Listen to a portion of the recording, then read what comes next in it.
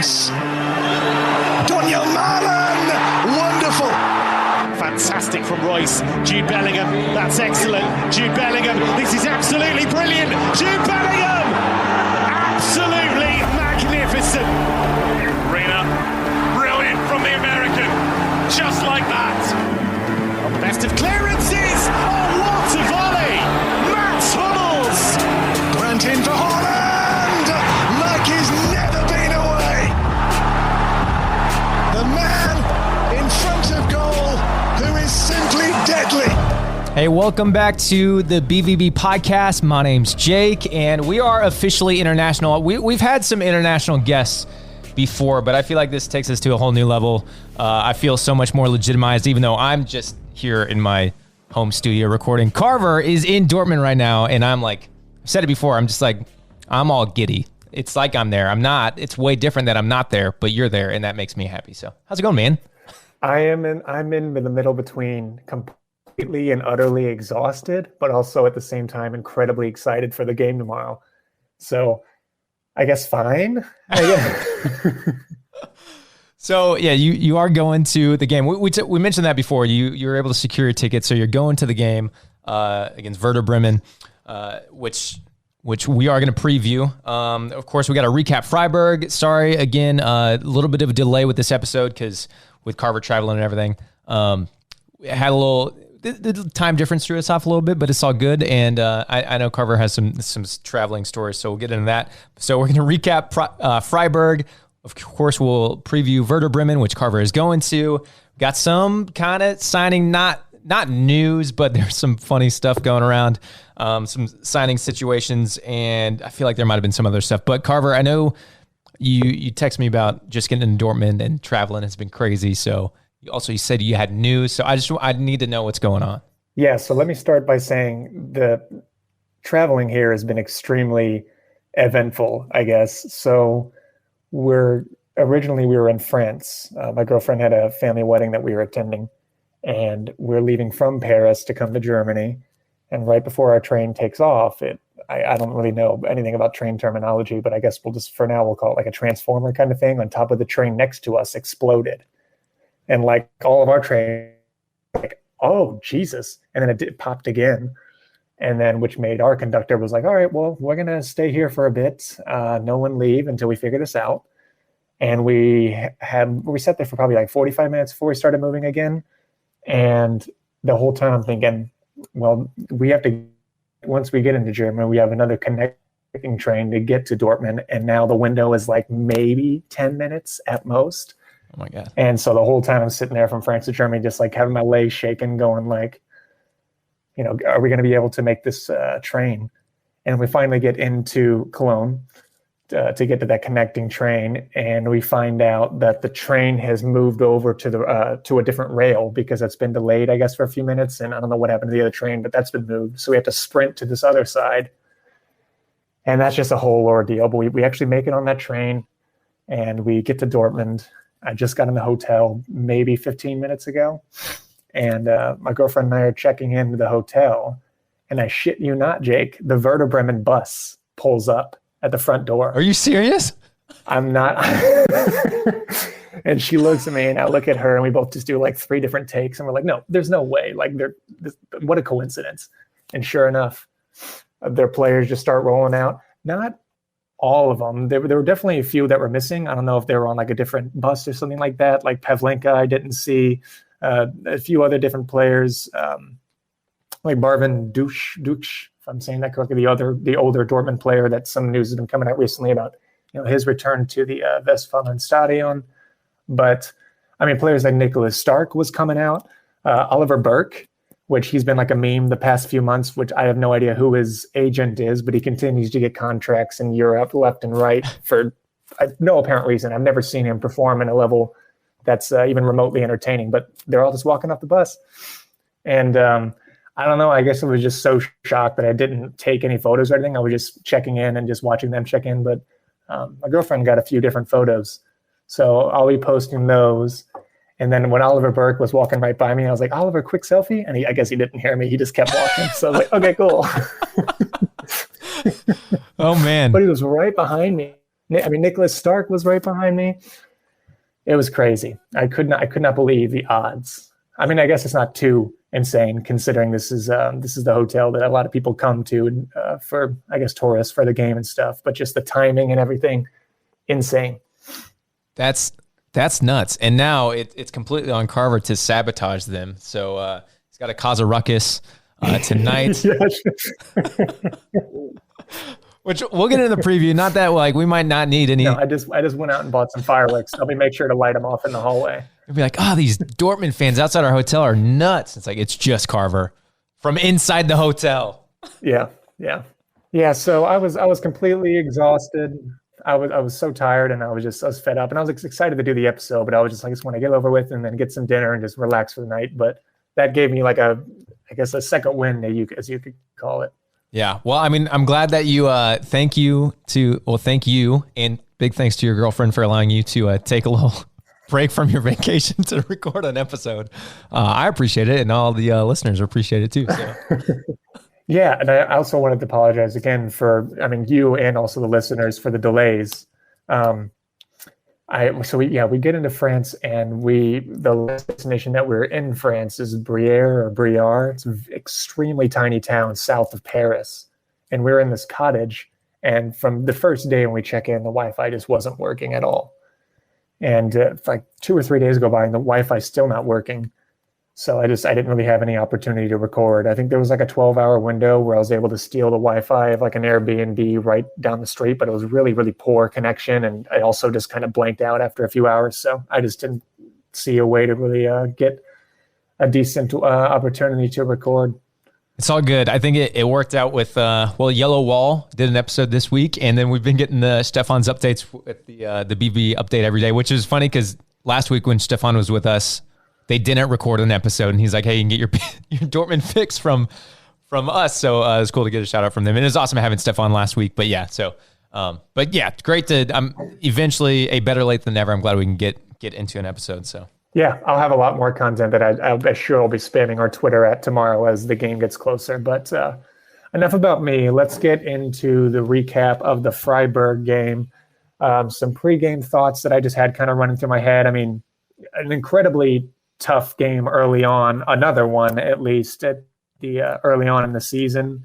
I mean, to have Leverkusen right off the bat, and then right after that away at Freiburg, a team that we've lost away twice in a row now in the past few seasons. And on top of that, missing a handful of key players, to name a few. I mean, Adeyemi, Sule, Ozcan, Reina, of course, Haller. I mean, the list goes on. So already facing a really big similar problem from last season early on, and it's a big ask from Terzic. Did you have any other thoughts going into the game? I was just going to run through the lineup. So started with Guerrero, left back, Schlotterbeck, Hummels, CBs. We had Meunier on the right, Dahoud Bellingham sitting in the middle with Mullen, Royce, and Hazard, and then Modeste starting up top, which is what we were kind of asking, if he was going to get this start. We kind of needed him to make the start, so it was good that he was ready to go. He played a full 90 minutes, which was great. There's always some question when you get a new transfer in. Granted, he had been training and doing preseason and everything, just not with Dortmund. So good to see him slot right in, play a full 90 minutes. Didn't get the goal, but I think that's to come. And the goal it worked out. We got 3 goals in this game.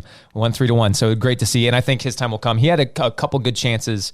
But to be fair, I don't think we did not start well. The game was not going well at first. So I don't think it wasn't necessarily we created a lot of good chances for him to score. There was a couple, but it wasn't necessarily on him or that he was slacking in any area that those were the, you know what I mean? It wasn't his fault necessarily. I think the fact that he came in early, and did have some chances even when we didn't create much was still a good sign moving forward. So, yeah, I don't think really any of this game looked good. We were pretty sloppy overall, pretty much the whole 90 minutes. Even the last 12, we had some areas to improve on. It's just a matter of the momentum that was building and finally having any sort of fire in our team, because our starting 11 just was not cutting it today, and kind of got rescued by the teenagers. But yeah, going back to what you said about Modeste, it's good to see that we were able to slot him in immediately. I know Stefan was mentioning him last week and saying that, the other strikers that we were looking at, like Cavani, they didn't play a lot of games last season, unlike Modeste, who is someone who's been fully fit, who played pretty much every single game last season. I don't think he missed more than maybe 2 games, and obviously bagged in 20 goals in the league. So he was able to slot into our team within a few days, and obviously get some training in before, and didn't look great, but also didn't look bad either. I mean, he did the pressing that we needed to. He had some good energy, and he linked up play well. And I mean, you can't really go after him, I guess, specifically because the rest of our starting 11 wasn't up to par either. Yeah. So I will go in on someone specifically. I just want to ask you if there's any concern with Daniel Mullen, because he had a great preseason, and maybe, I think I talked about this last week with you and Stefan too, but like, are we concerned? Like the competition we played, he blew past him, because obviously like it's a lower competition. And so are you concerned at all with Mullen? Do you think he needs a little more time? Like, do you think he'll hit the ground running eventually? Like, I just thought he would start the season a little better than what we're seeing now for what we saw in preseason in the Pokal match. Yeah, I think it's really early on in the season to really have any sort of tell if he's going to have another season that's, I guess, okay. I almost said bad, but I didn't think his first season was bad. But again, like I already mentioned, I mean, it's 2 really tough teams coming out of the gate right and early on in the season. I mean, 2 teams that are really fighting for, at the very least, spots in Europe. And, Mullen is still adjusting, and he still needs to step up his game and adjust to this sort of competition in the league and in this country. But I don't think he looked bad either. I don't think he's someone that we should be looking down upon. I mean, I think he looked pretty decent in the Leverkusen game. I mean, he should have easily had an assist with his crossover and towards the second half against Leverkusen, and Hazard just couldn't put it away for some reason. But I mean, this game didn't have, I guess, that good of a chance, but also didn't look bad either. And again, it wasn't just him either. Really pretty much anyone you could look at had room for improvement. Yeah.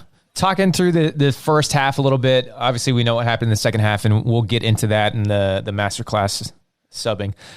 But first half, I don't know if there's anything that stuck out to you necessarily. I was watching this first half, and I'd mentioned before we started recording, like, this first half was kind of a blur. Like, I was just like, oh man, we're not playing how we need to be playing. We did not look solid, and obviously they got the goal with Gregoritsch in the 35th minute. But yeah, just watching this first half, I was just like, it's happening again. Like the same thing. It's Dortmund being Dortmund like we saw last season. So what are your thoughts, like, first half? Anything that stuck out to you, I guess, positive, negative? It was all negative. Yeah, and I just thought we just looked shaky at the back. I mean, more stable than some games last season, but I know I mentioned last week that, there were going to be some players from Freiburg that are going to be dangerous in the air, and sure enough, that's where they scored their goal. I mean, Ginter, I mentioned last week, he's going to be someone that could probably be getting in the box and be either scoring or getting it to other player like Gregory to put it in. And at the same time, also, I mean, when that first goal goes in, it wasn't looking great to begin with. It wasn't looking bad, but when that first goal goes in, it's, just like clockwork, like we were saying last season, the heads drop. And, you're looking at this team, and they were kind of lacking ideas, but it's just concerning to see that we have this problem over and over. And for years now, whenever we fall behind, sometimes early on, we just tend to drop our heads and kind of just seem like we're not really switched on at all mentally. So, but thankfully we have a coach now who is really, that's like his shtick, is galvanizing the team and bringing that mentality and identity to Dortmund that the club has been lacking for so long now. And of course you wouldn't see that till later in the second half, but just not my best first half overall. Yeah, so I'll just run through these stats, and this is overall game stats, but expected goals, we had 1.42. They were at 1.44. Obviously, it played out, we ended up getting 3 goals. But goal attempts, it was equal, 9 off target, 7 shots on target for both teams. We had more possession, 58%. Passing accuracy was 84%. We had significantly more passes than them. They covered a little more distance and stuff, but pretty, as far like we had more possession, but pretty even when it came to chances created and everything. I don't know. I don't have a question off this. I'm just running through the stats, but I mean, it just felt like, it was equal on the stat sheets. We had more possession, but we just didn't look good. Like you said, lack of creativity and lack of ideas. But as you mentioned, Terzic, like, galvanizing the group, and that is the big, like, we can see three quarters of a game that's not great. And I think what we saw last year, granted, we didn't have the depth and the subs and all that situation, but it's like we never saw that. We didn't see those sub changes that we needed to really step up the game or change the game. Like we didn't have those dynamic subs to come in, or the dynamic sub decisions, I guess. Because we have a lot of the same players. I mean, we brought in a lot of new players, but you know what I mean? All these guys who subbed in, it's guys we saw last year to an extent. But yeah, I think it's just like the mentality of Terzic and what the mentality he's bringing to the team, to where before it's like we probably would have seen that whole performance for 90 minutes, no matter who you brought in off the bench. But now we're seeing that change, and that's the positive thing. Like, we can watch 3/4 of a game that's terrible, but still have an impact and come out on top when we think it's all going downhill, or like it, quote unquote, it's happening again. So subbing masterclass. Also, we got to mention Terzic is now I think the only Dortmund coach to win 9 in a row games, which obviously goes back to when he was the head coach before. So there's a season gap in between there, but there's a pretty big, not award, but pretty big achievement, I guess, winning 9 in a row. First time ever for a Dortmund coach. Yeah, we'll definitely I'll touch more on the subs here in a bit, because they were obviously the changing points of this game. But it doesn't matter how much possession you have all 90 minutes. You can dominate a team up and down the pitch, but it's a matter of what you do with it. Are you purposeful with your attack? Are you having any sort of creativity and urgency in your attack? And if not, it can look bleak for that. And I know last week too, that's how Freiburg has been playing these last few years, and that's how they've become successful in these past few years as well. I mean, Christian Streich has, built a philosophy in that team of sitting back, waiting to attack, and actually going and capitalizing on those opportunities to go and get one and then hug on to that lead. And so that shouldn't have been really any surprise for Terzic or the squad. Again, I think it's just a matter of building on the foundation of the mentality that we're trying to improve in that team. But yeah, that first hour, really even 65 minutes or so, just didn't look that great. And thankfully, again, we have a manager that can actually bring in those game-changing subs. I know you mentioned already a few of them that came in, but yeah, you go back to, it's not even just for Marco Rosa, but Favre as well was just notorious for their useless late subs of 87th, 88th minute, finally making their first sub. And if we're down, they're bringing on a defender or a defensive midfielder. And I don't know how you can really go back and try to get a result with one of those subs. So these are substitutions that actually wanted to go out and attack and try to make a difference in the game. And every single substitution that came on had a contribution for a goal. I mean, you can go down the line of Brandt, Bukoko, bynoe-gittens, and Wolf either had a goal or an assist. So I love the energy that they brought on towards the end of the last 15, 20 minutes of the game. Yeah. We can just jump right in since we're touching on it. And there's not much else to say about the first half. So we'll jump into the second half, where we saw the first sub with Wolf coming on for Meunier to start the second half. I can't remember, and this is what happens when we've had a crazy week in between episodes and it's been a little longer. Did we change up the formation at all? What were your thoughts on Wolf coming in for Meunier? Did you think like that? I don't remember. Did Meunier have a knock, or was it just like let's change up the system, change up the formation? Yeah, it just looked like a straight swap, actually, from Wolf to Meunier in the back four. It looked like Terzic stayed or stuck with that same system in the second half, but Wolf just came out with just a crazy amount of energy in his game, and just the redemption arc from him alone the past few years, whenever he first joined Dortmund, to his loan spells and then now back on the team. I mean, he just offers so much. I was going to say later in a bit, but I'll just touch on it now. I mean, I think he's going to really become the next Grosskreutz, someone who's extremely versatile. He has his passion, he has his energy, he has his shithousery as well. I mean, he's always revving up the other team and trying to get a reaction out of them. And of course, I mean, he brought on a lot of different aspects to the game. I mean, his goal was a brilliant shot as well. And not just the shot, the cutback even. It takes a lot of skill. Yeah. I don't think we talked about this at all preseason, but I had these preseason thoughts about Wolf. We did mention it at the end of the season as far as like Wolf's ceiling, and it like, can he grow and develop more. And my thought was, I don't think so. I think he's just going to be a squad player. And then so preseason, I guess, especially in the transfer window and how that's going on still, my thought was like, man, for Wolf's career, like, does he really have a spot in the squad? Like, how does he want his career to progress? And I love him. I love his passion. I love what he brings, but it's like, has he hit his ceiling at Dortmund? For his own sake, does he need to move on? But seeing what we've seen in the first couple of games, like, I like it. And maybe he can push beyond what we thought. Obviously he got that goal. He had a really good chance in the last, I don't remember the last game or the first game of the season, or there's only been two. So it was the first game of the season. He had a great shot. Yeah. I mean, yeah, his shot against Leverkusen was insane. Yeah, so I'm excited. I'm excited for him, I guess, because like he just, I'm just a fan of the dude overall. And I thought that last season, the year before, like, I'm just a fan of the dude. I don't know if he's going to be the best footballer or like one of our like starters ever, but it's like, I've just always been a fan of the dude. But seeing him come on in the second half and being able to give us something a little different and make that change, maybe it's because we didn't see that before, but like, I guess to put the confidence for Terzic to have the confidence in him to start him second half, like have an impact for a full half. Mm-hmm. Let's see it. And to have that confidence, I don't know. It makes me feel like there is a lot more to Wolf than what I had thought before. And that's exciting. Cause I mean, obviously good for the team overall, good for the squad, but good for him too. Yeah, I think he's proving a lot of people wrong, including you and I. I mean, I didn't think he would be someone that, I mean, he's going to be obviously a rotation player that gets minutes here and there, but I mean, people are calling for him to be a starter from now on over Meunier, especially even the game tomorrow. And I can't really think of an argument against it. I think he's definitely deserved that spot.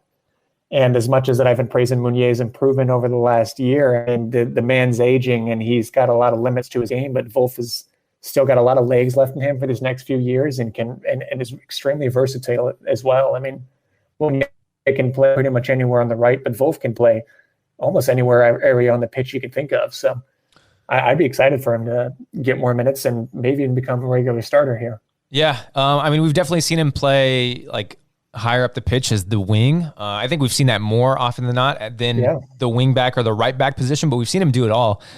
So it's good. It's good to have the versatile player.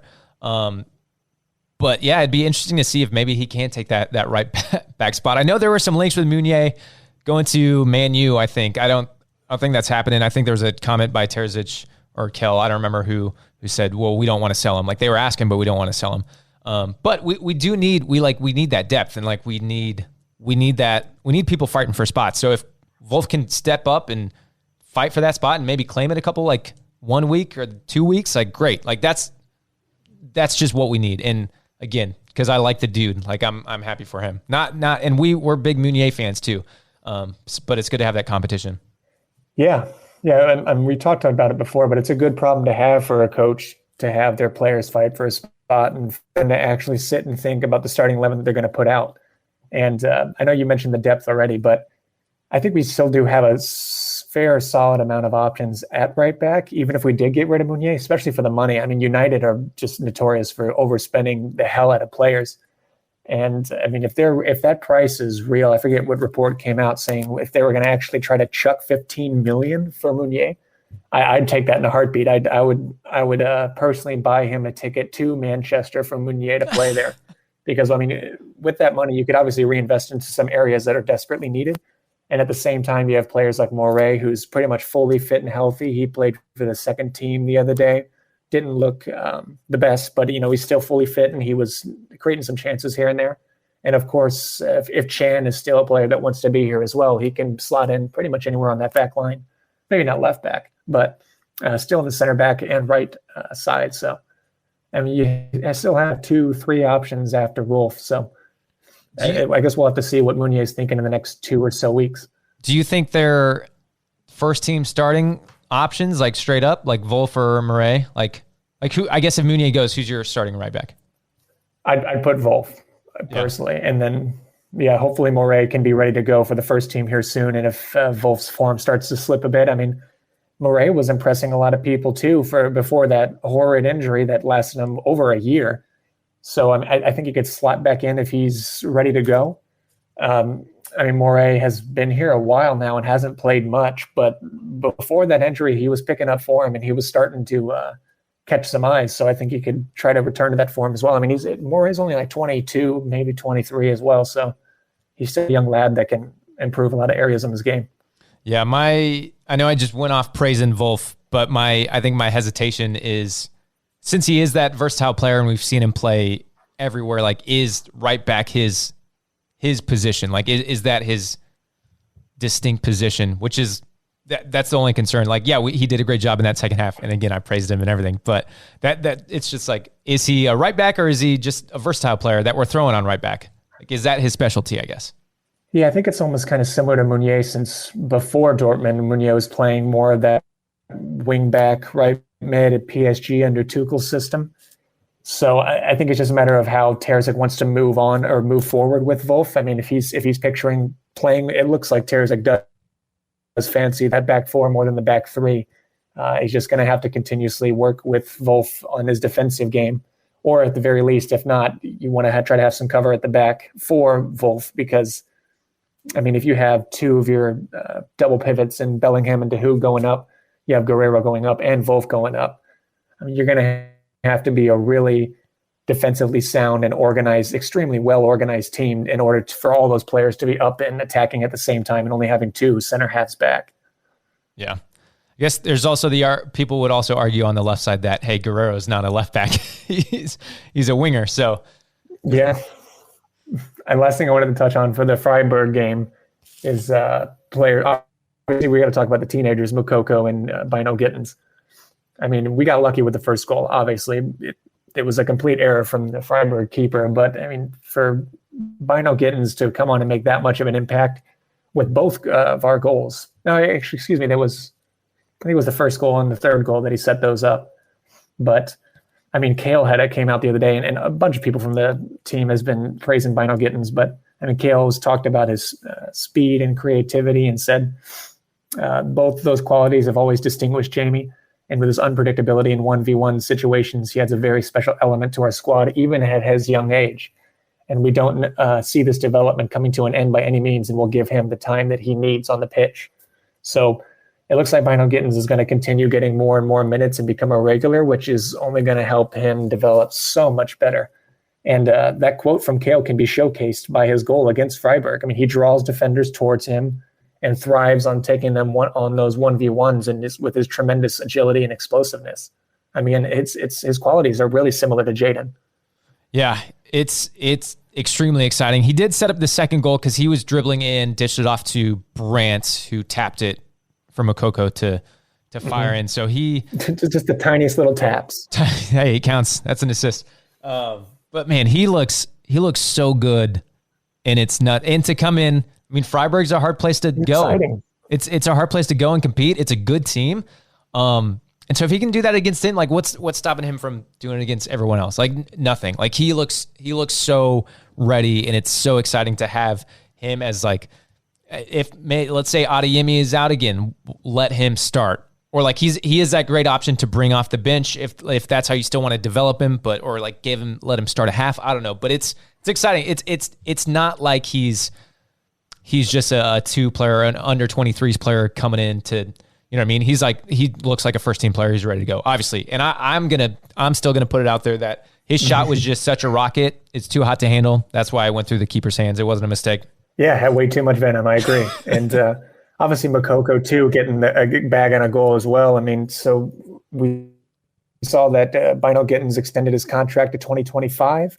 Not the longest extension, but I imagine the team just kind of wanting to take his time with his development and see how these next 2 or so years go. But Moukoko obviously bagging a goal as well, and hopefully we can see an extension for him as well. I mean that the kid just looks so energetic and so excited every time he gets a goal, and for this team, and just I can imagine him just a player that continuously thrives on that kind of energy that the supporters give him at this club, especially at a stadium like the Westfalenstadion. I mean, him scoring in front of the yellow wall is going to be something that he will definitely not cherish, or will cherish, excuse me.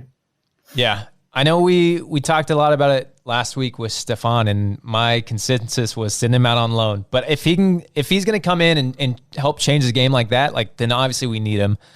We just need him to know. Like what I love about the JBG extension is like just a sign of intent. It's like this is really early on. Like they could have waited. They didn't have to give him an extension this early in the season, but what he's shown, they're just showing that sign of intent. It's like, we appreciate what you're doing. We love what you're doing. And we definitely want you to be here. And they're just like rewarding him. And I know we've heard that they're presenting a contract to Moukoko, and yeah, just hopefully, I think that one's still a mystery because it's still like, what's he thinking? Obviously he loves scoring, like him getting a goal is great, but like, I just hope the club is really investing in him and that he knows it too. And he feels it, to where he wants to stick around. Maybe he might drop off a bit. Maybe he doesn't get as much time, and then maybe a loan is still an option or potential. But if he can come in and change the game like that, like he did, then great. Yeah, let's keep him. Yeah, well, I can tell you this much. I mean, these next few months are an opportunity for Moukoko to make a statement and for potentially the next few years of his career. And he right now, it looks like he's definitely taking those opportunities. I mean, not just the goal that he scored this week, but I mentioned already against Leverkusen the previous week. I mean, he didn't score, but he held the ball up well and linked up play, especially for a player his size. And not to mention, he set up the first and only goal against Leverkusen as well. So, I mean, he's definitely taking his chances at the moment. Yeah. And, I mean, I don't know if you have anything else from this game, maybe to wrap it. If you have anything else, then you can add it on. But I'm just going to say Jude Bellingham, 19. JBG 18, Coco 17. It's the teenage dream, man. Awesome. Anything else from this game before we move on into what we're going to preview? But we got to talk about the signing that is not happening news too. Yeah. So it looks like in the last maybe 2 days or so, reports are saying, quote unquote, that Ronaldo is I guess we're looking kind of desperate to join Dortmund. Definitely desperate to get out of Manchester. And I mean, rightfully so. That club is in complete disarray. But thankfully, the club has rejected that pretty early on. I mean, you can't think of like probably more two polar opposites in European football of Ronaldo and Dortmund. I mean, I don't know how that would work really in any sense. I mean, whether you look at the system, I mean, of course, you're going to have an iconic goal scorer up front who can bag in plenty of goals, but I mean, that player is going to do absolutely zero pressing. And, we can go back to what we're talking about, Terzic's philosophy. I mean, he wants an actual team spirit. He wants the squad as a whole to be a cohesive unit and go out and press as a unit. And Ronaldo's not going to do any of that. Anyone who's seen him play in the last even really few years can see that it's not a part of his game anymore at all. Even really early on, it wasn't much of his game. Not to mention the drama that he's going to bring into the locker room as well. So I think pretty much every fan, including myself, is kind of happy to see him stay away. Do you have any other thoughts? Not really. No, it's funny how I think the last couple of weeks we talked about how it's just like a rumor, but like as a joke, like it's kind of a joke. Like, oh yeah, everyone's just like, oh, he's available. Let's get him. It was a joke. And then it's like, wait a second. Is this real? Like, is this actually being discussed? Like, I don't think there were genuine talks or genuine interest from Dortmund at all. But if he was pushing him big, it's crazy that it actually came down to that. It's pretty nuts. Yeah, hopefully it's being really just kind of batted away pretty quick. So yeah. Before we preview Werder Bremen, I've got to backtrack a little bit because I forgot to mention this. This is something Carver and I talked about in the offseason doing like votes for players after games. And then I forgot to do it after the first game. And then after the second game, Carver and I didn't talk about it, but like, I'm going to throw the tweet out there. I'm going to do it. So this is something, I'm a big Aussie rules football fan. And this is something they do in that sport where it's like you can vote. It's like a nice way to like track players and like how they're progressing through the season. And it kind of like will help you add up points essentially to a player of the year at the end of the season. So if you didn't see the tweet, and I did not tally up, we got a ton of people sitting in their votes, which is awesome. I did not tally them up because it's been a crazy week, and I just kind of forgot because this was so long ago when I asked for all the votes. But shout out to everyone who actually sent in votes. I will tally them up so that we will get a running total. I'm not going to have like the tally right now, but I did want to just explain this a little bit. So basically each game, there's 5 votes to give out to players, and you do it in a 3-2-1 style. So 3 votes go to your top player, 2 votes go to your second, and then 1 vote is whoever else you want to give it to. That one gets a little tricky because like a lot of people could maybe vie for that one spot. Usually there's obviously the player of the match who will typically get the 3. So it's a little unique thing, and it will be a cool way for us to get your guys' feedback throughout this season to where at the end of this, when we do like our awards and everything, we can present like the listeners' player of the year, basically based on your votes, and then Carver and I can give our votes too. But so I'm just going to run through a lot of like Schlotterbeck got 3 votes a lot of time. A lot of love for Wolf. Brandt got some love, a lot of love for JBG. Obviously, him coming in changed the game completely. So Wolf, Makoko, I mean, those guys, you if you watch the game, you know who deserves some votes. So I just want to give a big shout out to everyone who actually tried this out and like sent in their votes, because I didn't know if I like explained it well enough in the tweet, but we had a lot of feedback, so that was really cool to see. And we'll keep that going for the next game too. So keep in mind, after the Werder Bremen game, I'm going to ask for your 3-2-1 votes. And you can follow us on Twitter and Instagram at thebvbpod. Then you can send us an email too. And I'll give the plug right now. You can find our email, our YouTube, our Instagram, everything if you go to thebvbpodcast.com. That's the best way to find us anywhere. So, and then, but we'll jump right in. Carver, if you're ready, we'll jump right into Werder Bremen. Man, I'm like jealous and so also giddy and excited that you're going to be there. And maybe you'll see Makoko score in front of the yellow wall. Oh yeah, words can't describe it, man. I'm so incredibly excited. But I mean, it's still going to be a tough game. I know Werder Bremen is obviously a newly promoted team, but they're someone that you should obviously never underestimate. I mean, in general, Dortmund should never underestimate any of their opponents. You can look at how many countless results in the last 2 or 3 years of us not getting results against teams that we should be getting results against, but. I mean, we haven't lost to Bremen in the league since 2017, but at the same time, they've knocked us out of the Pokal twice in the past few years. And not to mention, they made a handful of, in my opinion, pretty decent signings this summer. Some younger players plugged in a handful of different holes that they looked like they were lacking in the previous season. Nicholas Stark from Hertha Berlin. I don't know if you guys are familiar, but he just walked right by me actually a few minutes ago. But kick him in the shins. Yeah, exactly. But at the same time, though, I mean, we're going to be at home. I think we got a lot of momentum coming with us, 2 wins in a row, and it's going to be a sold-out stadium. So I'm feeling good. I'm going to go with a 4-0 and get a clean sheet. I'm going to jump on the bandwagon this time with you and actually go with a clean sheet. Nice. I know.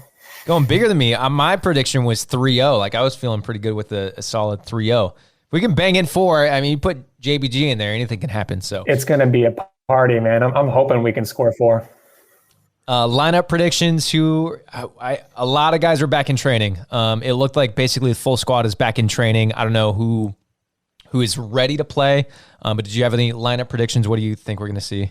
I think it's going to be unchanged except for Wolf coming in for Meunier. I think Wolf is going to get that starting spot. And then you're going to see a lot of those players that are now fully fit, probably in the subs, maybe getting anywhere from 15 minutes at the most, but maybe even 5 or less. Players like, I think Reina was fully fit. Hopefully, maybe we'll see Adeyemi. I think he was fully back. Ozcan as well. I don't think Sule got the green light, if I'm not wrong. I heard he was back in training, but it wasn't maybe full training or full contact training, so we'll have to wait and see. But I highly doubt he'll be getting much of any minutes at all. But yeah, overall for the starting 11, it's going to be unchanged except for Wolf switching in for Meunier. What about you? Yeah, I don't know Adeyemi's level. I would love if he's slotting right back in. If Adeyemi's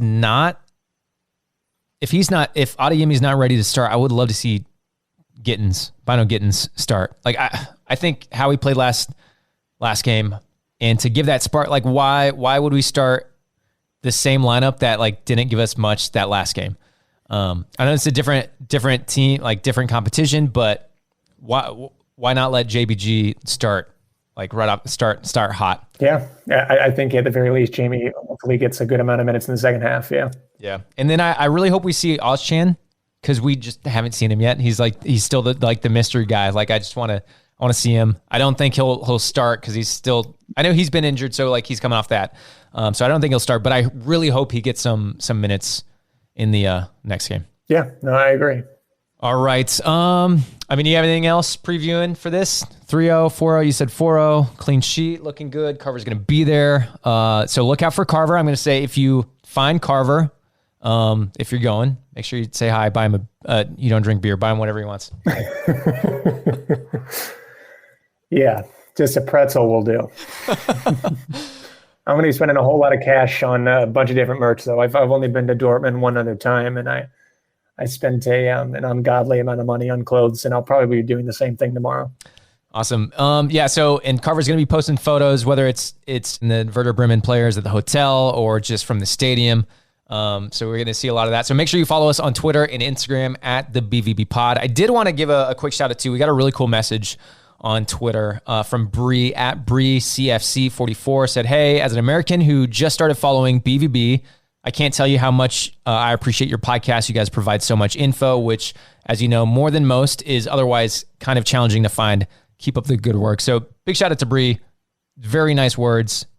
We that's kind of like why we're doing this. Like we do want to, I don't know, just be those people that you can watch Dortmund and talk Dortmund with, and obviously provide info. We talked about that a lot with Stefan last week, and that's why you should probably check out his BVB update too to get details about from the club and everything going on. But shout out Bree because that was really cool. Yeah, incredibly kind words. I mean, all of our listeners are great people, and we can't thank you guys enough for participating and listening to the show, of course. And as you mentioned already, we have a bunch of other people on that also have great resources. I mean, we mentioned Stefan already. We've had people like Adam on, who, of course, is a great resource for the women's team as well, and just a great guy in general. But we're going to have more guests on as well. They hopefully give you a lot more insight onto the club. So, yeah, yep. Keep on listening. Cool. Well, that'll wrap this episode. Got to let Carver settle and chill and relax finally after a crazy day in Dortmund. And then, yeah, we got Dortmund Werder Bremen on Saturday. It's going to be I got to get some much needed sleep. Absolutely. And then, yeah, and get well rested for tomorrow too. Yeah. So awesome. Hey, thank you so much for listening. We'll be back next week. Carver, when are you back in the States? This is on the podcast, but I don't remember when you're coming back. So I'll be back Monday. Sweet. So I'll be back in the studio with you on Tuesday. Cool. That's a quick turnaround. Yeah. Cool. Well, hey, thanks so much for listening. We really appreciate it. And yeah, we'll see you guys later. See you.